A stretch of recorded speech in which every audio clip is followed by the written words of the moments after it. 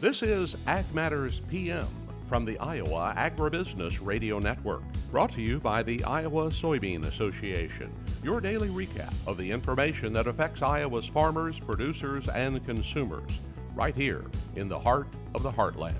With reports from our award-winning broadcast team of Dustin Hoffman, Riley Smith, and Mark Magnuson. Now, from the IARN studios in Des Moines, here's Dustin Hoffman. Good day, everyone, and welcome to Ag Matters PM from the Iowa Agribusiness Radio Network. I'm Dustin Hoffman. Day 7 of the Iowa State Fair getting wrapped up here today. Coming up a little later in the program, I talk with Iowa Senator Joni Ernst. We'll also take a look at that ag weather outlook, but first, let's run down the markets. It's time now for the Ag Matters PM Closing Market Summary, your source for market analysis and settlement prices from the day's trade in Chicago, courtesy of the folks at agmarket.net. Well, we're at the end of another trading day, and it's time to talk with Schau, agmarket.net. And Tyler, we saw a lot of upward momentum today in the corn and soybeans. What was the story there in the grains? Yeah, finally a day where all the grains ended the day positive. There was some attacks again in Ukraine. I'm starting to, I think, like most of the market, getting kind of tired of that story. So I don't know that had just a lot to do with today's price action. There is some pretty significant heat that's set to kind of enter into the Central Plains and the I-states here later this week, through the weekend, early into next week, and then a big lack of rain over the next 2 weeks. Now the question is, there's no doubt we had $1 billion rain last weekend. The last 2 weekends from North Dakota all the way to Illinois, Indiana, and Ohio received some really beneficial rains. I know there was some areas that did miss out, but for the most part, very widespread coverage on most of those systems. And so the real question is, was that enough to finish corn and soybeans? Or is there still some weather premium left in this market? And will we see this? And one of the things I do remind people is we did see a counter seasonal rally last year at this time. It's not maybe normal to see a rally in late August into September, but it has happened in the past. So maybe we'll see that. If we do, I strongly encourage producers to use it as an opportunity to increase sales and hedges and in some cases get on the board, because I know there's a fair majority or a large group of producers that have done very little marketing for the 23 crop so far. Okay, I know we're going to have crop tours that are going to be coming out here sooner rather than later. And what are we thinking we're going to see? We're probably going to see those boots on the ground, and we hear a lot about chip back in a lot of parts of the Midwest. Are you hearing that as well? Yeah, there's a lot of stuff like that going on. I think what you're going to find is a very challenging crop tour, and just that there's going to be a lot of variability. We're hearing that right now. We've got North Dakota farmers that are out harvesting wheat, and the level of variability in their wheat fields is just unbelievable. Some incredibly high yields, some incredibly poor yields, and sometimes those farms are within 10, 15 miles of each other. So I think as you get into the heart of the Corn Belt, where you had a lot of that dryness and heat stress there early in the growing season, and then you had areas that picked up a lot of good rains late in the growing season. I think it's really going to come down to extreme variability, and it wouldn't surprise me to find some scenarios where one field, looks really, really good and is pushing, the upper ends of yield. And within 5 to 10 miles, you're going to find some other fields that look very poor and are pushing it the other direction. So I would look for extreme variability, which is going to make coming up with a kind of an average estimate on national yield even more difficult than it normally is. So switching ourselves over to the livestock side of things, Tyler, what are we seeing out there today? Some pressure in the livestock markets. I don't think it's anything to get worried about. It feels like we're in the movie Groundhog Day when we talk about cattle and hogs. Well, cattle specifically, really for the last month and a half. We just kind of trade. When you get into your back months of feeders, 250, we just kind of trade back and forth at 250. We don't really go much below it. We don't really go much above it. On fat cattle, you're just kind of trading in that 180 mark. That's kind of the number. We don't really get much above it. We don't get much below it. which is good problem to have. Record high prices for the most part, and we've been hovering around them for the better part of a month and a half. That's given producers an opportunity to get on the board, get some strong sales and some hedges on.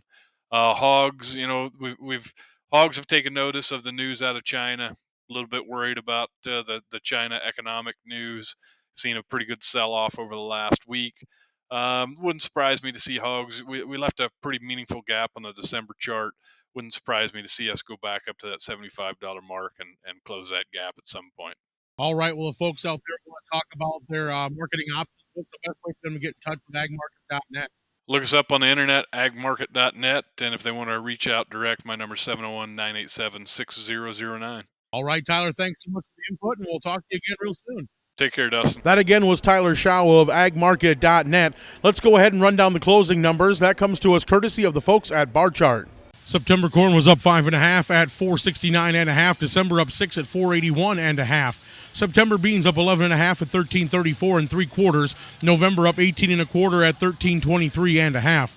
Soy meal up $1.70 at $386.50 per ton. Soy oil up $1.08 at $64.41. Chicago wheat down 3/4 at $6.23 even. Minneapolis up 4.25 at $8.06 Kansas wheat up 7 at $7.52.5. December oats up 13.5 at $4.58 3/4. October live cattle 70 cents lower at $179.27. September feeders down 77 cents at $2.49 even. Lean hogs down 2 cents at $78.17. Pork cutouts down 28 cents at $110.72. Class 3 milk was up a penny at $17.34. And that's been a check of the Ag Market Recap. We're going to take a short break and hear from our sponsor, the Iowa Soybean Association and the Soy Checkoff. And when we come back, we're going to talk with Iowa Senator Joni Ernst. This is Ag Matters PM.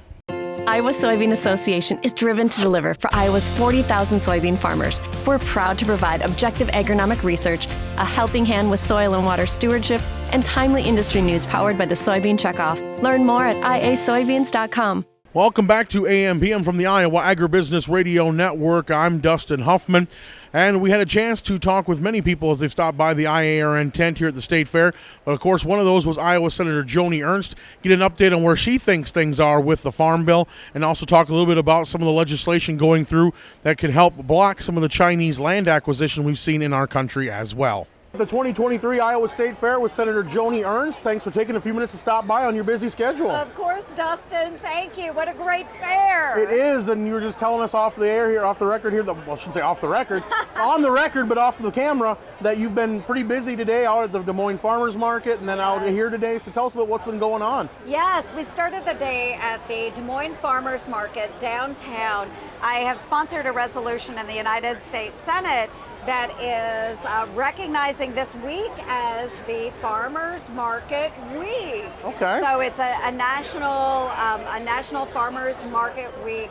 And so we're really pushing people to get out into their communities with that produce, our farmers engaging with local communities. So that was the start of the day. And then off here to the Iowa State Fair where nothing compares. And we've got a lot of presidentials coming through, you know that. Yep. So I was with Ron DeSantis earlier, Vivek Ramaswamy, and I'll be with Nikki Haley a little bit later. Going through livestock barns, did a little cow milking, you name it. It's a great showcase for Iowa's agriculture industry. Yes. You know, there are a lot of state fairs, but not all of them embrace the agriculture industry like Iowa does. Yeah, absolutely. That's one thing that Governor DeSantis said. He said, we've got a great fair. But he said, wow, this is enormous. And he was really impressed by the scale of all of our livestock barns and all of the young people that are really engaged with agriculture. And of course, it's also a great way for us to tell agriculture story. Right. I mean, because the consumers are as important to us as we are to them. Otherwise, we have no market. And to be able to share that story at the different booths and the different barns and even the food areas like the Cattlemen's Beef Quarters and places like that. Yes, I was just swallowing a bite of a cheeseburger from the Cattlemen's Beef Quarters, and fabulous. Was flipping pork chops up at the pork tent. I know that next week we'll be doing hard-boiled eggs on a stick with our poultry growers, and it's just a fabulous collaboration of all these different ag industry groups all in one location, really educating all of these wonderful folks that are coming out to the fair. And of course, once August is done, you guys are back to work in Washington. Now, I know the last time we talked, you weren't very certain about the Farm Bill's prognosis yet this year. Senator Grassley's been telling us he thinks now it might still be done by the end of the year. Are you seeing that kind of happening, or are you not sure yet? I am really hopeful. I'm not certain. I would rather be prepared for the worst and hope for the best.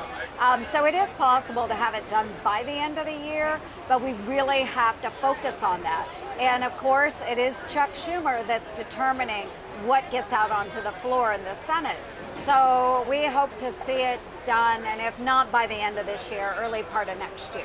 So, of course, we know the EATS Act is something you've been supporting on the Senate. What other things are in that Farm Bill that you are really hoping are going to get through? Well, there's a number of conservation programs, and there is one where we have a wetland easement program that is really important. Ducks Unlimited has been really working with us on that, and we've got great buy-in from our ag groups. So that is really important to me, is to make sure that conservation is there, and it's done in a way that is farm friendly. It is important that we have buy-in from the ag community in protecting our water quality as well as our soil health. So these are all things that we can do, but that has been a big focus of mine as well. China. Now let's talk China and farmland in the United States. That is another effort of mine. And here in Iowa, we are blessed because we already have laws on the books that will prohibit foreign investment of greater than 320 acres. We're doing that on a national scale as well. What we don't want is China or other foreign adversaries coming into the United States and purchasing all of our valuable ag land. And so are we seeing areas where that's happening more than others? We have, and this is the interesting thing, is that while we see these large corporate entities, these foreign investors that are buying valuable ag land, what we've seen with the Chinese as of late is that they are trying to buy land, ag land, around military installations. So not only is it a food security issue, it's also a national security issue. As long as we're on the topic of China, it's been brought up in the last couple weeks. We've been talking a lot about the EATS Act, but there are people who are concerned that it could have unintended consequences. One of them being it may open up the door for China to be able to, there's some Chinese-owned companies out there that could really hurt some of the smaller independent producers. You know, and it's a good thing to question it and ask those questions, but to respond to something like that, I mean, in the EATS Act, is there anything that people should be worried about, or what can we do to dispel that fear? Right, and this is something that has been called into my office frequently, and so I have been able to go back, and what we've learned about the opposition to the EATS Act, it's actually being pushed by a lot of radical animal rights groups. Because they like Proposition 12 in California. And so it has been able to funnel up through a number of organizations. And so people get really concerned and they're calling in at our offices. We have been able to trace that back now. There are concerns that this may allow some of those larger entities, you know, because they have the money to make the accommodation for larger scale operations and expansion of crates for sows and so forth. But we need to make sure that we're taking care of our folks that are small business owners too. And we can do that. But I just want to alleviate any fears out there that we're not trying to embolden China. It's actually coming from animal rights groups that prefer to see Proposition 12 left in place. And we were talking with Congresswoman Hinson earlier today, and she made the comment about how she was up in the area where the babies are, and she said even though the sow was in a crate that was safe, like you said, that sow starts thrashing like they normally will. It's there to protect the babies because there would be a lot more dead loss without those kind of. And these things they're not spending weeks and months in there. They're spending a few days just to have the piglets, get them safe, and then they move on. Absolutely. So I have visited sow barns. I grew up on a hog farm in southwest Iowa. And people here in Iowa understand animal agriculture, and we move forward in the most humane way possible for those animals. People in downtown Los Angeles don't have a clue on what is right or safe for these animals and their babies. So I leave it up to the vets and those that have studied animal agricultural and animal husbandry. And believe me, I would rather side on the with the folks here in Iowa than somebody that is in a big metro area that has never even stepped foot on a farm. So we talked about Farm Bill, but what other things are you going to have on your short list of things to accomplish here after you get back from the August recess? Absolutely. So appropriations bills are going to be really important, folks. These are the spending bills that get cranked out of Congress. And we saw right before we broke for recess, before August recess, we saw all 12 of those spending bills come out of the Appropriations Committee one by one, and they got out onto the floor. We haven't taken them up on the floor of the Senate, but they got out of committee for the first time since 1971. But that means, folks, that we're going back to regular order. And that's important. If we want to make sure that we are scaling back on funding and doing the right thing, we've got to go by regular order. You just kind of hit me on that with that year, because in perspective, that's the year my parents graduated from high school. Oh my God. That's how long it's been since that's been done. Yes. So that's pretty impressive. So before we let you wrap up and get out of here today, Senator, I asked this to everybody. I know I've asked you before, but you're here a couple times during the fair. What's something on that list of great food that we can get here that you have to make sure you get to, or you won't forgive yourself? Corn dog. Corn dog. I always knew it was a corn dog. But I have to eat it on the way out. They won't let me eat it in public. Oh, that's no fun. I know. They don't let you have any fun at all. All right, well, Senator, we thank you so much for taking the time to visit with us today. Thanks, Dustin. Appreciate it. That was, again, Iowa Senator Joni Ernst here on Ag Matters PM. Let's go ahead and take a look at that ag weather outlook for you. Well, it's been a sunny but a little bit warmer day here at the Iowa State Fair. A little bit different than the cooler days we've had of the last 2 days. Now, it's still going to be nice going in through tomorrow, but then it's going to start getting warmer Friday, and Saturday and Sunday are going to be downright hot. Let's take a look at what the National Weather Service has to say for the next 24 hours. Well, today it was mostly sunny skies across the state, and we saw highs a little warmer than we have the last couple days. Highs were in the low to mid 80s. Now, tonight, look for mostly clear skies across much of the state. Slight chance of scattered showers in the northeast. Lows will be in the upper 50s to the upper 60s. Then tomorrow, mostly sunny across the state, looking to be a little cooler, and a high will be in the upper 70s to right around 80 degrees. Taking a look at the affiliate weather map for you for tomorrow. In Cherokee, it'll be sunny and 77. Shenandoah and Waterloo will be sunny and 79. In Des Moines, Albia, and Clinton, they'll all be sunny and a high of 80 degrees. For more detailed forecasts in your area, tune to your local Iowa Agribusiness Radio Network affiliate. And that's been the Ag Weather Outlook. And with that, we're at the end of today's show. You can find all our content online at iowaagnet.com. Don't forget to follow us on Facebook, Twitter, TikTok, and on our YouTube channel. While you're there, don't forget to subscribe and hit the bell icon so you can be notified each time we put out a new video product. Also, don't forget about our free market podcasts. You can get them on Google, Apple, Amazon, Spotify, and Podbean. From the Iowa State Fairgrounds in Des Moines, I'm Dustin Huffman. For Riley Smith and Mark Magnuson and Andy Peterson, we thank you for watching. This has been Ag Matters PM.